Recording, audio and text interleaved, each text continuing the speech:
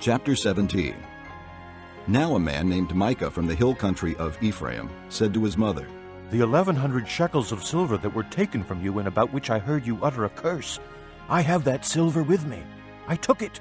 Then his mother said, "The Lord bless you, my son." When he returned the 1,100 shekels of silver to his mother, she said, "I solemnly consecrate my silver to the Lord, for my son to make a carved image and a cast idol. I will give it back to you." So he returned the silver to his mother, and she took 200 shekels of silver and gave them to a silversmith, who made them into the image and the idol, and they were put in Micah's house. Now this man Micah had a shrine, and he made an ephod and some idols, and installed one of his sons as his priest. In those days Israel had no king. Everyone did as he saw fit. A young Levite from Bethlehem in Judah, who had been living within the clan of Judah, left that town in search of some other place to stay. On his way, he came to Micah's house in the hill country of Ephraim. Micah asked him, "Where are you from?" "I'm a Levite from Bethlehem in Judah," he said. "and I'm looking for a place to stay." Then Micah said to him, "Live with me and be my father and priest, and I'll give you 10 shekels of silver a year, your clothes and your food." So the Levite agreed to live with him, and the young man was to him like one of his sons. Then Micah installed the Levite, and the young man became his priest and lived in his house. And Micah said, "Now I know that the Lord will be good to me, since this Levite has become my priest." Chapter 18. In those days Israel had no king. And in those days the tribe of the Danites was seeking a place of their own where they might settle, because they had not yet come into an inheritance among the tribes of Israel. So the Danites sent 5 warriors from Zorah and Eshtaol to spy out the land and explore it. These men represented all their clans. They told them, "Go, explore the land." The men entered the hill country of Ephraim and came to the house of Micah, where they spent the night. When they were near Micah's house, they recognized the voice of the young Levite. So they turned in there and asked him, "Who brought you here? What are you doing in this place? Why are you here?"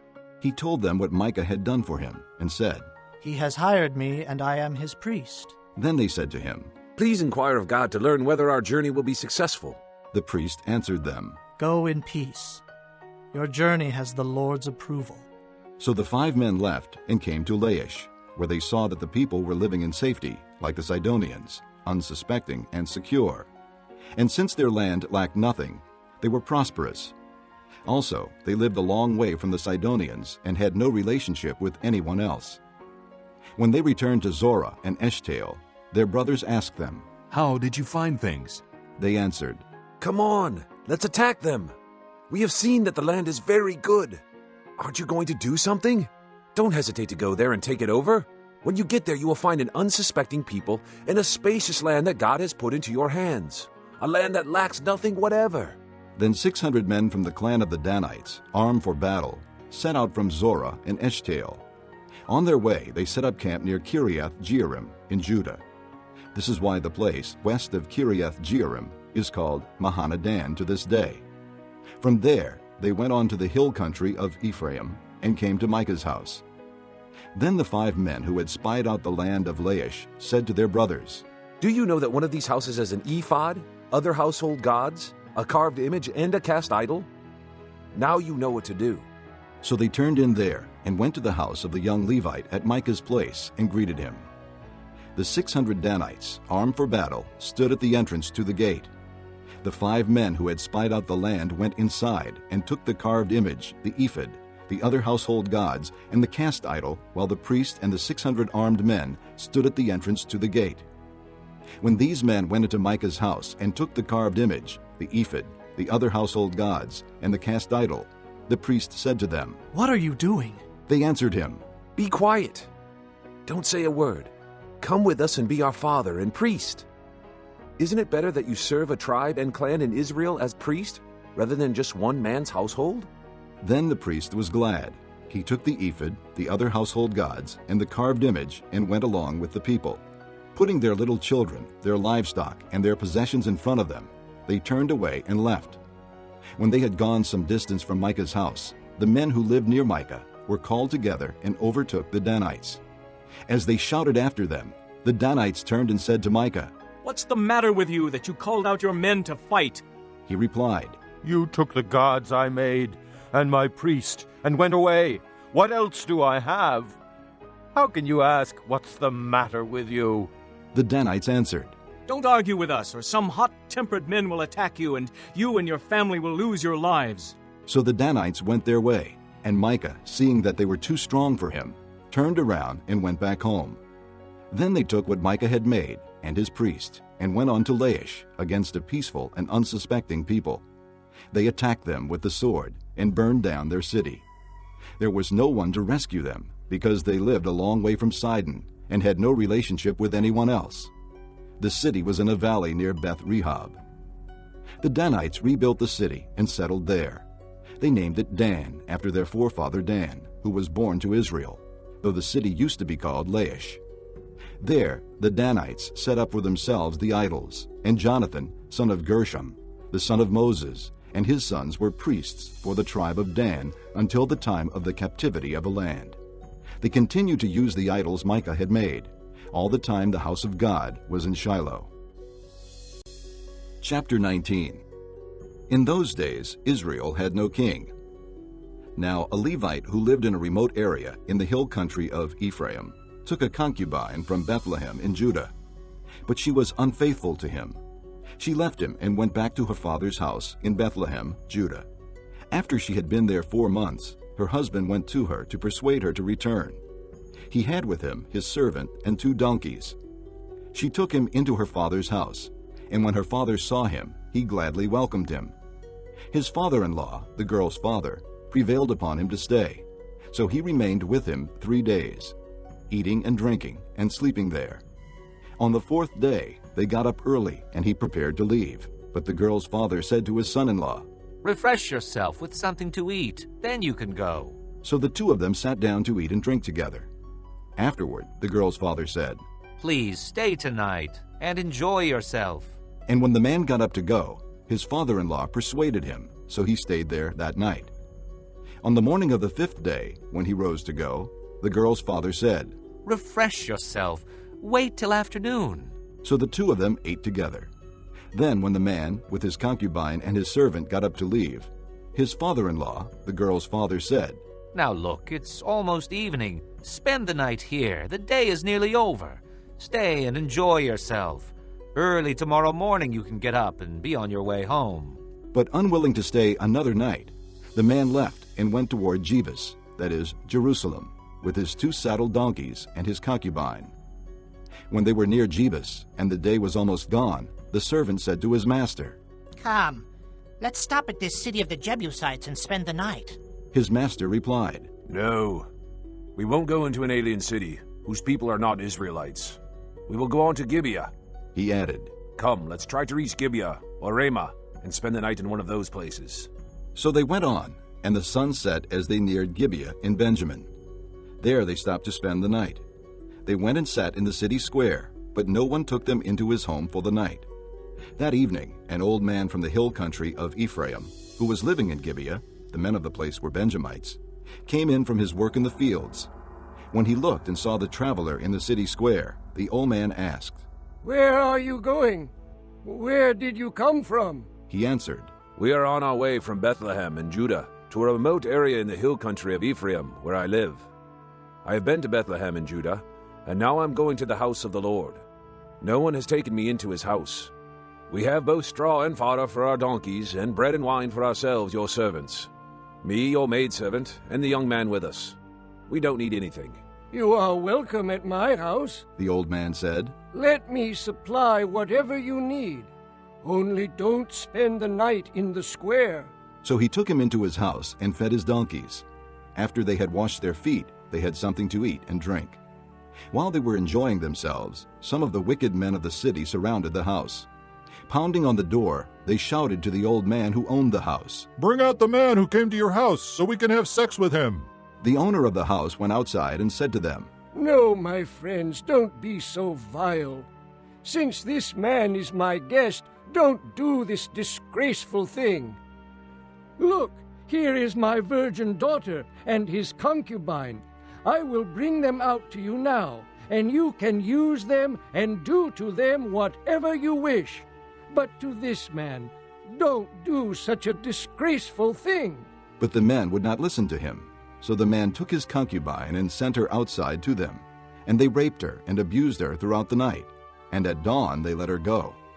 At daybreak the woman went back to the house where her master was staying, fell down at the door, and lay there until daylight. When her master got up in the morning and opened the door of the house and stepped out to continue on his way, there lay his concubine, fallen in the doorway of the house, with her hands on the threshold. He said to her, "Get up, let's go." But there was no answer. Then the man put her on his donkey and set out for home. When he reached home, he took a knife and cut up his concubine, limb by limb, into 12 parts, and sent them into all the areas of Israel. Everyone who saw it said, "Such a thing has never been seen or done, not since the day the Israelites came up out of Egypt. Think about it. Consider it. Tell us what to do." Chapter 20. Then all the Israelites from Dan to Beersheba and from the land of Gilead came out as one man and assembled before the Lord in Mizpah. The leaders of all the people of the tribes of Israel took their places in the assembly of the people of God, 400,000 soldiers armed with swords. The Benjamites heard that the Israelites had gone up to Mizpah. Then the Israelites said, "Tell us how this awful thing happened." So the Levite, the husband of the murdered woman, said, "I and my concubine came to Gibeah in Benjamin to spend the night. During the night the men of Gibeah came after me and surrounded the house, intending to kill me. They raped my concubine, and she died. I took my concubine, cut her into pieces, and sent one piece to each region of Israel's inheritance, because they committed this lewd and disgraceful act in Israel. Now, all you Israelites, speak up and give your verdict." All the people rose as one man, saying, "None of us will go home. No, not one of us will return to his house. But now this is what we'll do to Gibeah. We'll go up against it as the lot directs. We'll take 10 men out of every 100 from all the tribes of Israel, and 100 from 1,000, and 1,000 from 10,000 to get provisions for the army.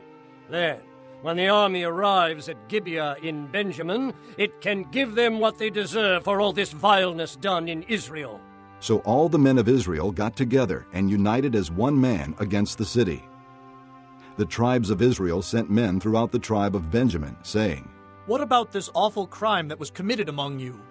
Now surrender those wicked men of Gibeah so that we may put them to death and purge the evil from Israel." But the Benjamites would not listen to their fellow Israelites. From their towns they came together at Gibeah to fight against the Israelites. At once the Benjamites mobilized 26,000 swordsmen from their towns, in addition to 700 chosen men from those living in Gibeah. Among all these soldiers there were 700 chosen men who were left-handed, each of whom could sling a stone at a hair and not miss. Israel, apart from Benjamin, mustered 400,000 swordsmen, all of them fighting men. The Israelites went up to Bethel and inquired of God. They said, "Who of us shall go first to fight against the Benjamites?" The Lord replied, "Judah shall go first." The next morning the Israelites got up and pitched camp near Gibeah. The men of Israel went out to fight the Benjamites and took up battle positions against them at Gibeah. The Benjamites came out of Gibeah and cut down 22,000 Israelites on the battlefield that day. But the men of Israel encouraged one another and again took up their positions where they had stationed themselves the first day. The Israelites went up and wept before the Lord until evening, and they inquired of the Lord. They said, "Shall we go up again to battle against the Benjamites, our brothers?" The Lord answered, "Go up against them." Then the Israelites drew near to Benjamin the second day. This time, when the Benjamites came out from Gibeah to oppose them, they cut down another 18,000 Israelites, all of them armed with swords. Then the Israelites, all the people, went up to Bethel, and there they sat weeping before the Lord. They fasted that day until evening, and presented burnt offerings and fellowship offerings to the Lord. And the Israelites inquired of the Lord. In those days the ark of the covenant of God was there, with Phinehas, son of Eleazar, the son of Aaron, ministering before it. They asked, "Shall we go up again to battle with Benjamin, our brother, or not?" The Lord responded, "Go, for tomorrow I will give them into your hands." Then Israel set an ambush around Gibeah. they went up against the Benjamites on the third day and took up positions against Gibeah, as they had done before. The Benjamites came out to meet them and were drawn away from the city. They began to inflict casualties on the Israelites as before, so that about 30 men fell in the open field and on the roads, the one leading to Bethel and the other to Gibeah. While the Benjamites were saying, "We are defeating them as before," the Israelites were saying, "Let's retreat and draw them away from the city to the roads." All the men of Israel moved from their places and took up positions at Baal Tamar, and the Israelite ambush charged out of its place on the west of Gibeah. Then 10,000 of Israel's finest men made a frontal attack on Gibeah. The fighting was so heavy that the Benjamites did not realize how near disaster was. The Lord defeated Benjamin before Israel, and on that day the Israelites struck down 25,100 Benjamites, all armed with swords. Then the Benjamites saw that they were beaten. Now the men of Israel had given way before Benjamin, because they relied on the ambush they had set near Gibeah. The men who had been in ambush made a sudden dash into Gibeah, spread out, and put the whole city to the sword. The men of Israel had arranged with the ambush that they should send up a great cloud of smoke from the city, and then the men of Israel would turn in the battle. The Benjamites had begun to inflict casualties on the men of Israel, about 30, and they said, "We are defeating them as in the first battle." But when the column of smoke began to rise from the city, the Benjamites turned and saw the smoke of the whole city going up into the sky. Then the men of Israel turned on them, and the men of Benjamin were terrified, because they realized that disaster had come upon them. So they fled before the Israelites in the direction of the desert, but they could not escape the battle. And the men of Israel, who came out of the towns, cut them down there. They surrounded the Benjamites, chased them, and easily overran them in the vicinity of Gibeah on the east. 18,000 Benjamites fell, all of them valiant fighters. As they turned and fled toward the desert to the rock of Rimmon, the Israelites cut down 5,000 men along the roads. They kept pressing after the Benjamites as far as Gidom, and struck down 2,000 more. On that day, 25,000 Benjamite swordsmen fell, all of them valiant fighters. But 600 men turned and fled into the desert to the rock of Rimmon, where they stayed 4 months. The men of Israel went back to Benjamin and put all the towns to the sword, including the animals and everything else they found. All the towns they came across they set on fire. Chapter 21. The men of Israel had taken an oath at Mizpah. "Not one of us will give his daughter in marriage to a Benjamite." The people went to Bethel, where they sat before God until evening, raising their voices and weeping bitterly. "O Lord, the God of Israel," they cried, "why has this happened to Israel? Why should one tribe be missing from Israel today?" Early the next day, the people built an altar and presented burnt offerings and fellowship offerings. Then the Israelites asked, "Who from all the tribes of Israel has failed to assemble before the Lord?" For they had taken a solemn oath that anyone who failed to assemble before the Lord at Mizpah should certainly be put to death. Now the Israelites grieved for their brothers, the Benjamites. "Today one tribe is cut off from Israel," they said. "How can we provide wives for those who are left, since we have taken an oath by the Lord not to give them any of our daughters in marriage?" Then they asked, "Which one of the tribes of Israel failed to assemble before the Lord at Mizpah?" They discovered that no one from Jabesh-Gilead had come to the camp for the assembly. For when they counted the people, they found that none of the people of Jabesh-Gilead were there. So the assembly sent 12,000 fighting men with instructions to go to Jabesh-Gilead and put to the sword those living there, including the women and children. "This is what you are to do," they said. "Kill every male and every woman who is not a virgin." They found among the people living in Jabesh-Gilead 400 young women who had never slept with a man, and they took them to the camp at Shiloh in Canaan. Then the whole assembly sent an offer of peace to the Benjamites at the rock of Rimmon. So the Benjamites returned at that time and were given the women of Jabesh-Gilead who had been spared, but there were not enough for all of them. The people grieved for Benjamin because the Lord had made a gap in the tribes of Israel. And the elders of the assembly said, "With the women of Benjamin destroyed, how shall we provide wives for the men who are left? The Benjamite survivors must have heirs," they said, "so that a tribe of Israel will not be wiped out. We can't give them our daughters as wives. since we Israelites have taken this oath. Cursed be anyone who gives a wife to a Benjamite. But look, there is the annual festival of the Lord in Shiloh, to the north of Bethel, and east of the road that goes from Bethel to Shechem, and to the south of Lebonah. So they instructed the Benjamites, saying, Go and hide in the vineyards and watch. When the girls of Shiloh come out to join in the dancing, then rush from the vineyards, and each of you seize a wife from the girls of Shiloh, and go to the land of Benjamin. When their fathers or brothers complain to us, we will say to them, Do us a kindness by helping them, because we did not get wives for them during the war. And you are innocent, since you did not give your daughters to them. So that is what the Benjamites did. While the girls were dancing, each man caught one and carried her off to be his wife. Then they returned to their inheritance and rebuilt the towns and settled in them. At that time the Israelites left that place and went home to their tribes and clans, each to his own inheritance. In those days Israel had no king. Everyone did as he saw fit. Ruth, chapter 1. In the days when the judges ruled, there was a famine in the land, and a man from Bethlehem in Judah, together with his wife and 2 sons, went to live for a while in the country of Moab. The man's name was Elimelech, his wife's name Naomi, and the names of his 2 sons were Mahlon and Chilion.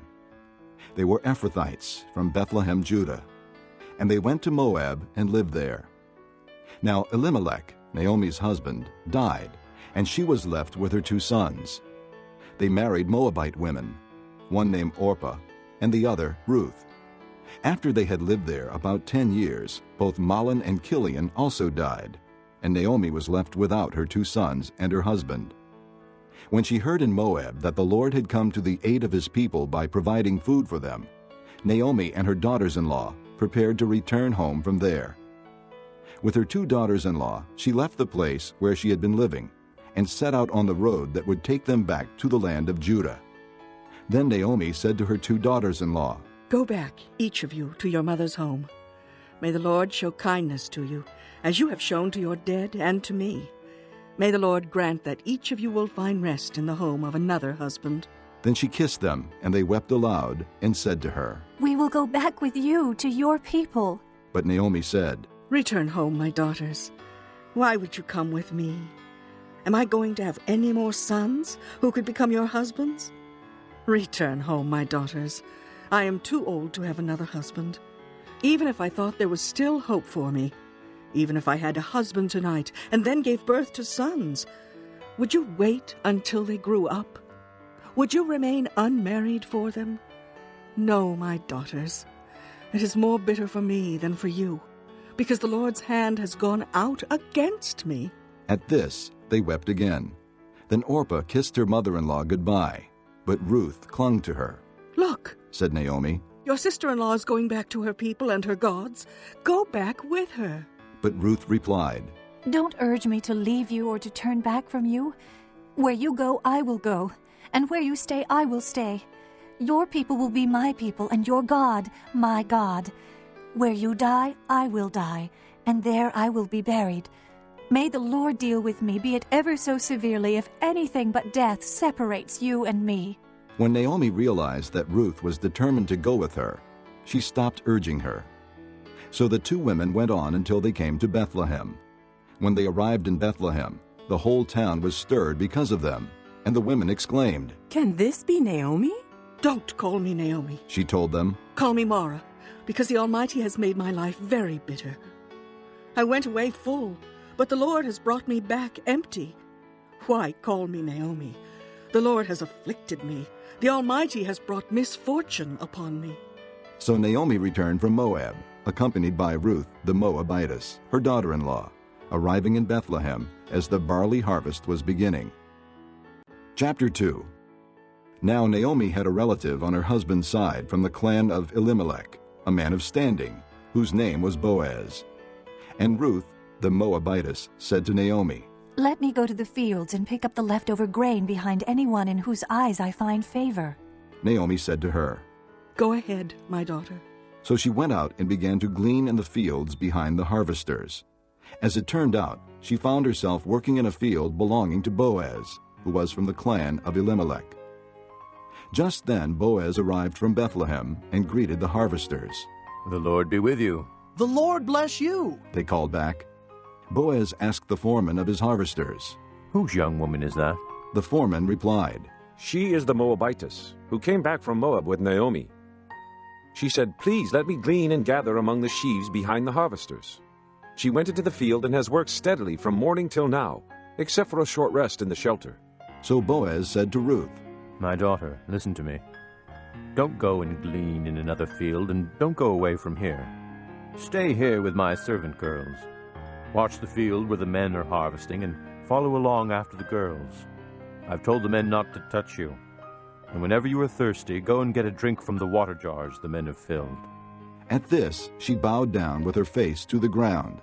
She exclaimed, Why have I found such favor in your eyes that you notice me, a foreigner?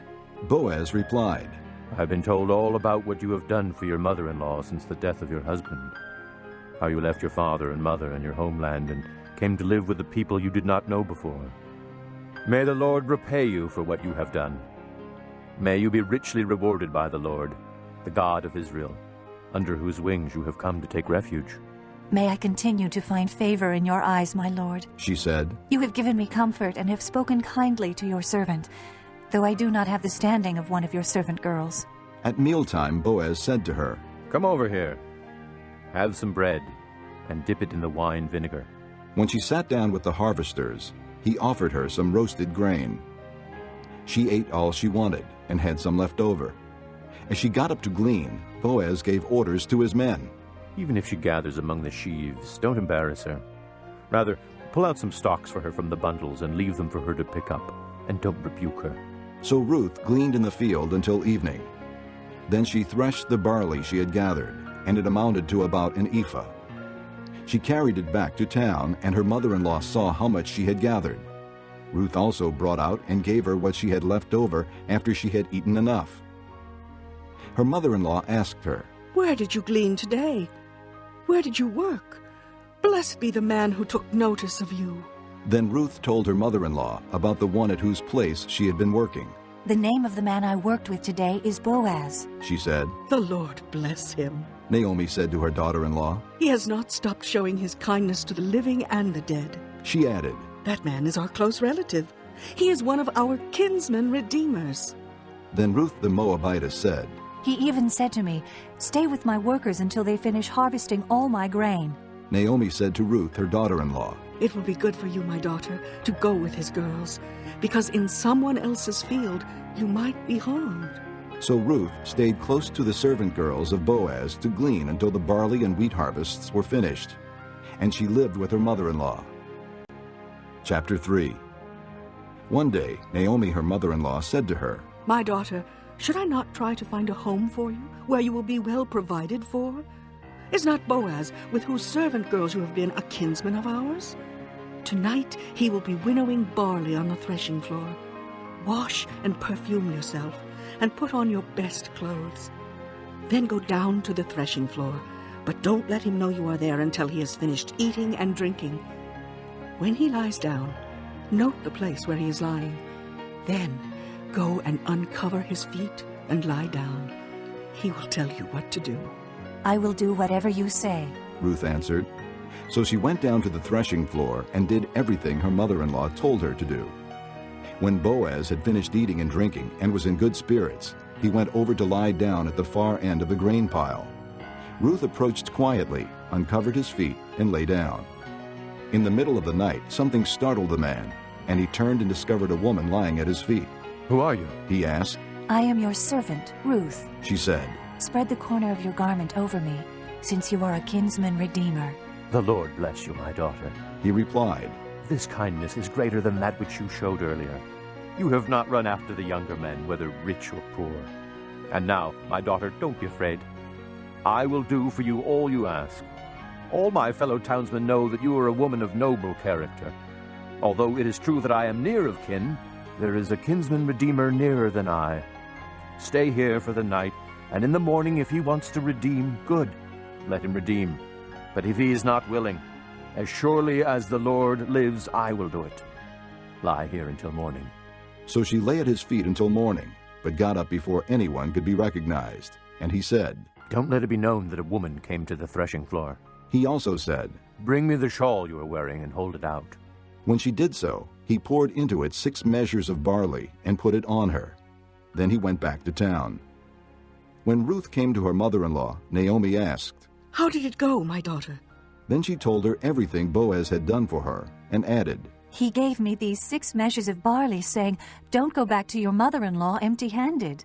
Then Naomi said, "Wait, my daughter, until you find out what happens, for the man will not rest until the matter is settled today." Chapter 4. Meanwhile Boaz went up to the town gate and sat there. When the kinsman redeemer he had mentioned came along, Boaz said, "Come over here, my friend, and sit down." So he went over and sat down. Boaz took 10 of the elders of the town and said, "Sit here." And they did so. Then he said to the kinsman redeemer, "Naomi, who has come back from Moab, is selling the piece of land that belonged to our brother Elimelech. I thought I should bring the matter to your attention and suggest that you buy it in the presence of these seated here and in the presence of the elders of my people. If you will redeem it, do so. But if you will not, tell me, so I will know. For no one has the right to do it except you, and I am next in line." "I will redeem it," he said. Then Boaz said, "On the day you buy the land from Naomi and from Ruth the Moabitess, you acquire the dead man's widow in order to maintain the name of the dead with his property." At this, the kinsman redeemer said, "Then I cannot redeem it, because I might endanger my own estate. You redeem it yourself. I cannot do it." Now in earlier times in Israel, for the redemption and transfer of property to become final, one party took off his sandal and gave it to the other. This was the method of legalizing transactions in Israel. So the kinsman redeemer said to Boaz, "Buy it yourself." And he removed his sandal. Then Boaz announced to the elders and all the people, "Today you are witnesses that I have bought from Naomi all the property of Elimelech, Kilian, and Mahlon. I have also acquired Ruth the Moabitess, Mahlon's widow, as my wife, in order to maintain the name of the dead with his property, so that his name will not disappear from among his family or from the town records. Today you are witnesses." Then the elders and all those at the gate said, "We are witnesses. May the Lord make the woman who is coming into your home like Rachel and Leah, who together built up the house of Israel. May you have standing in Ephrathah and be famous in Bethlehem. Through the offspring the Lord gives you by this young woman, may your family be like that of Perez, whom Tamar bore to Judah." So Boaz took Ruth, and she became his wife. Then he went to her, and the Lord enabled her to conceive, and she gave birth to a son. The women said to Naomi, "Praise be to the Lord, who this day has not left you without a kinsman redeemer. May he become famous throughout Israel. He will renew your life and sustain you in your old age. For your daughter-in-law, who loves you and who is better to you than 7 sons, has given him birth." Then Naomi took the child, laid him in her lap, and cared for him. The women living there said, "Naomi has a son." And they named him Obed. He was the father of Jesse, the father of David. This, then, is the family line of Perez. Perez was the father of Hezron. Hezron the father of Ram. Ram the father of Amminadab. Amminadab the father of Nahshon. Nahshon the father of Salmon. Salmon the father of Boaz. Boaz the father of Obed. Obed the father of Jesse. And Jesse the father of David.